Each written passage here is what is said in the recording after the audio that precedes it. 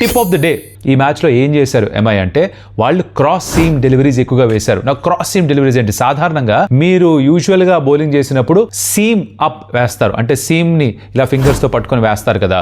So ఆ seam up deliveries వేస్తున్నప్పుడు seam ఎలా పట్టుకుంటారో దానికి ఒక 90 degrees తిప్పితే ఆ సీమ్ కనుక స్ట్రైట్గా కాకుండా ఇలా అడ్డంగా ఉంటే ఏది మన పోర్ట్రేట్ ల్యాండ్స్కేప్ మోడ్ లాగా ల్యాండ్స్కేప్ మోడ్లోకి బాల్ తీసుకొస్తే అలా క్రాస్ సీమ్ పట్టుకొని కనుక బాల్ వేస్తే జరిగేది ఏంటంటే కొన్ని సందర్భాల్లో బాల్ ఆ పిచ్ మీద ల్యాండ్ అయినప్పుడు సీమ్ మీద ల్యాండ్ అవుతుంది. అలా జరిగినప్పుడు బాల్ ఎక్స్ట్రా బౌన్స్ అవుతుంది. కానీ చాలా సందర్భాల్లో ఆ క్రాస్ సీమ్ డెలివరీ వేసినప్పుడు బాల్ ఆ లెదర్ సైడ్ మీద ల్యాండ్ అవుతుంది. అంటే బాల్కి సీమ్కి అటు ఇటు లెదర్ ఉంటుంది కదా, షైనీ సైడ్, దానిపైన ల్యాండ్ అవుతుంది. దానిపైన ల్యాండ్ అయినప్పుడు బాల్ స్కిడ్ అవుతుంది, ఎక్కువ బౌన్స్ అవ్వదు. అది natural variation of a cross seam delivery. అంటే ఇది అనుకొని ప్లాన్ చేసి వేసేది కాదు.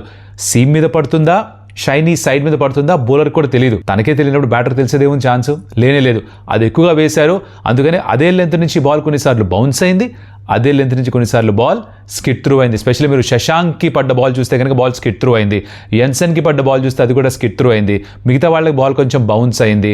నకిల్ బాల్ కూడా కాస్త బౌన్స్ అయ్యి టాప్ ఆఫ్ ద స్టంప్ తగిలింది ప్రియాంచార్యకి అయితే. So this is the tip of the day.